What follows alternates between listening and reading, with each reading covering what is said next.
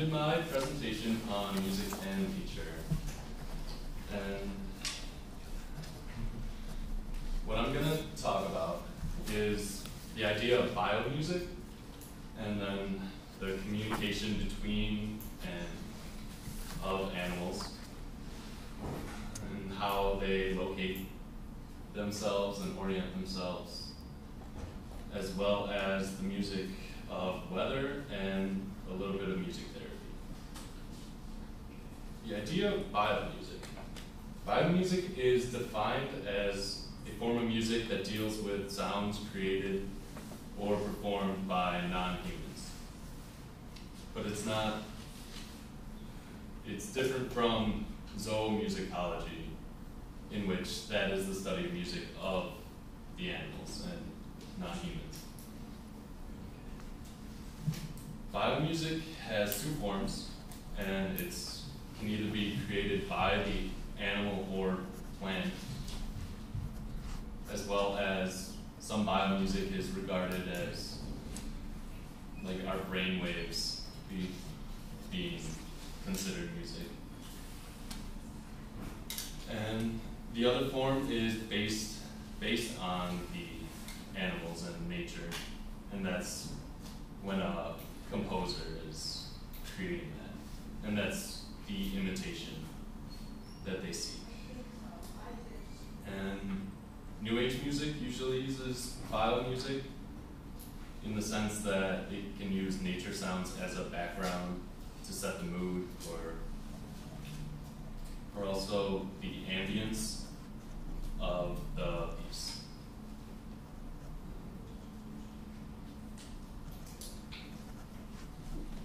Birdsong or bird vocalization is one of the main ideas that people think of when music and nature is brought up.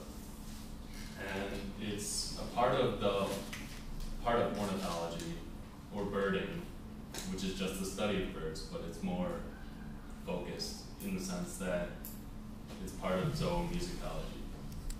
Birdsong is usually has a melody to it, and you can pick it out when you're walking outside. The functions of birdsong includes distress calls, and that's considered mobbing calls, which are used to recruit other birds and animals to drive out a predator, such as an owl or something. Another function of it is through natural selection and mating. The birdsong it demonstrates the fitness of the bird, and if the bird has any like diseases or parasites, that'll directly influence their vocalization.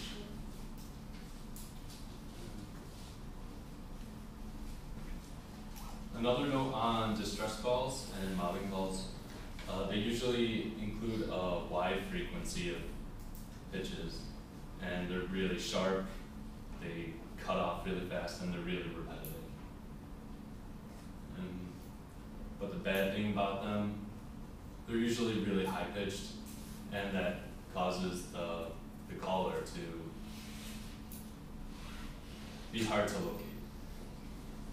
Here's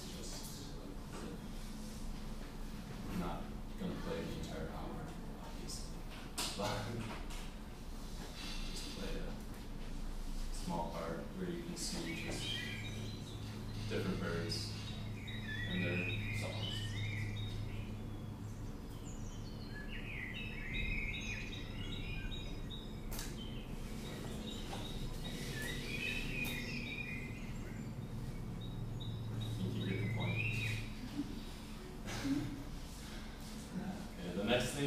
Is whale song. That's another big idea in the idea of zoomusicology. Whale song is usually used as communication between whales and marine animals. Sound is a lot more important underwater because sight, as well as like smell and the other senses, are limited due to the water. For sight, the water absorbs and scatters light, and you can't see as clearly or as far as when you're above the water. And smell, the molecules diffuse a lot slower, so you don't get that strong sense. And sound moves a lot faster underwater, so that's why it's beneficial to them. It moves about 4 times faster than above water. And humans have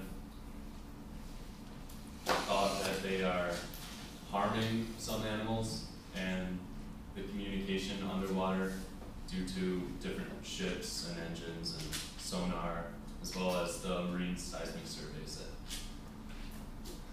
that are conducted. Use of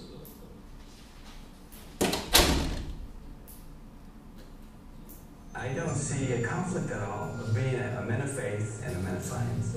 We search for truth, and I want to know and understand where I come from, who I am, where I'm going. My name is Sergio Sanchez, and I am a Mormon.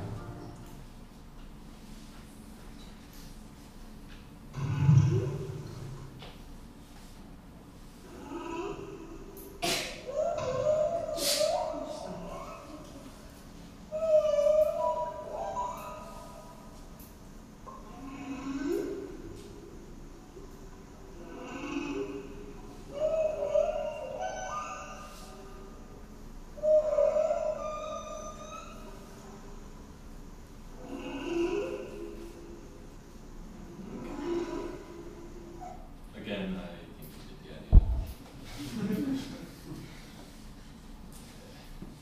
idea. Another aspect of animals using sound and music is the idea of echolocation.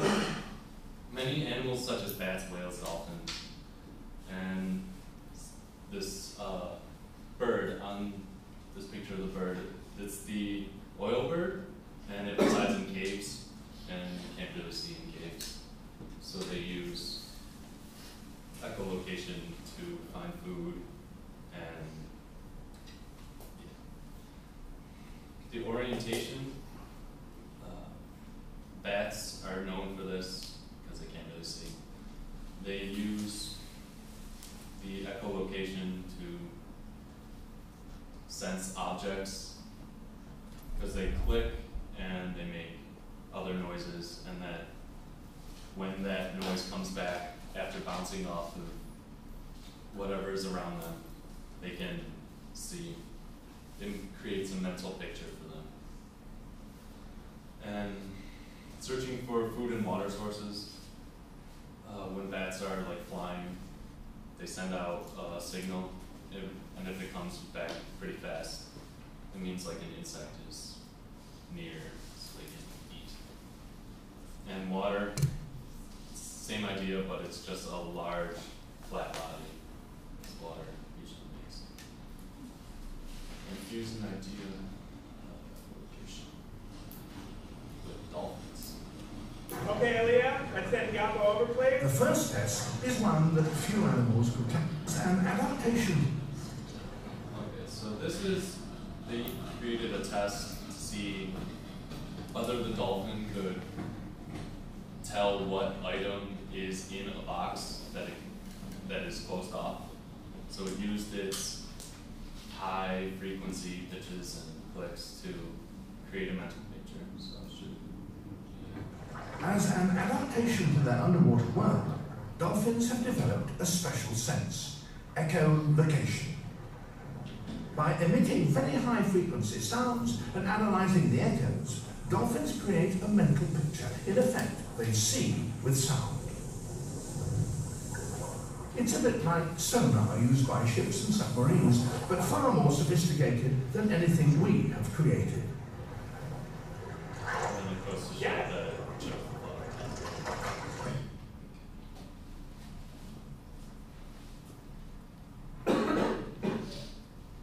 And then here's an idea. This is a pilot whale.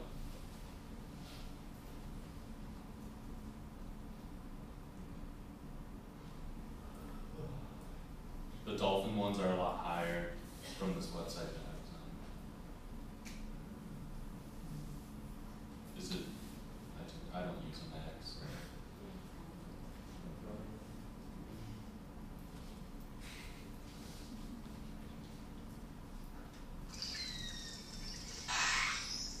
Just different kinds of clicks and high frequencies.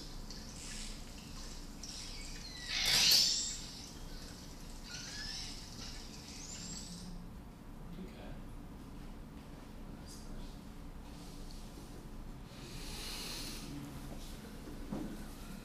And weather. The music of weather.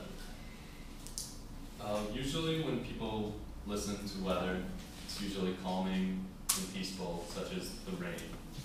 And it's also unpredictable, which you never know if it's gonna like rain harder in the next like 5 seconds or miraculously stop. And weather patterns and weather storms can be seen as almost a vague idea of a symphony, where like the thunder and lightning could be representative of brass and percussion, while the rain could be light woodwinds and other higher, softer instruments. And many composers have made pieces which try to imitate the rain and storms, and some ideas are Beethoven's Sixth Symphony, Movement 4, as well as Vivaldi's Movement 3 from Summer, which in the next slide you'll hear parts of. And this is a clip which shows imitation of rain in a storm.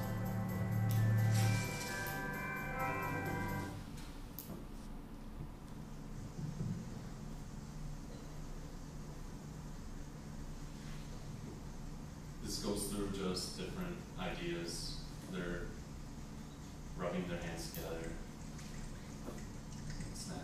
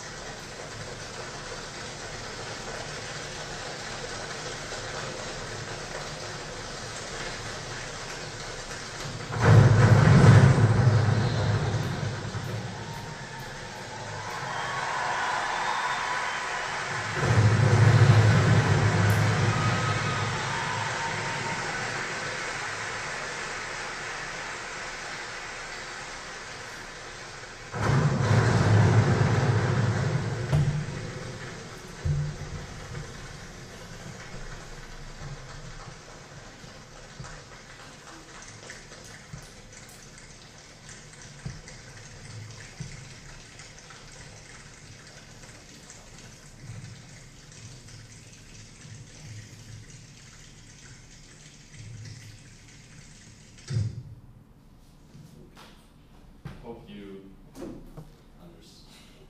got the point out of that. But yeah, different storm pieces, like I said, were Beethoven's Sixth Symphony, Movement 4, and Vivaldi's Movement 3 from Summer. And you can compare how the two different composers emulated the storm. We'll just play it. Not too much.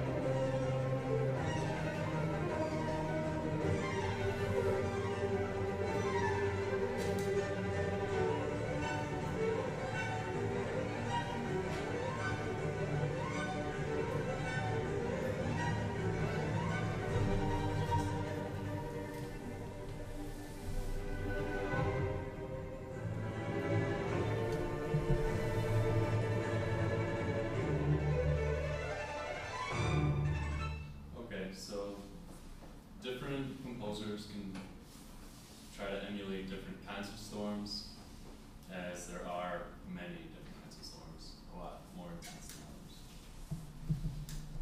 others. And music therapy. Music therapy is defined as being prescribed the use of music and its techniques to assist and motivate towards specific non-musical goals. And it's usually used in post-operative care, and therapists try to affect changes in cognition, the physical state, communication, social, and emotional skills. And the idea that music bypasses intellectual stimulus and moves directly to the subconscious helps people and patients recover faster. And there are a few studies that I found in my research that helped support this. And medicine, different kinds of medicine that use music therapy are oncology, pain management, physical rehabilitation, as well as pediatrics. And then an overview or conclusion. We talked about biomusic and how it's different from zoomusicology, and its composers as well as regular animals putting forth their music. And animals, their communication, such as echolocation, as well as the imitation of weather with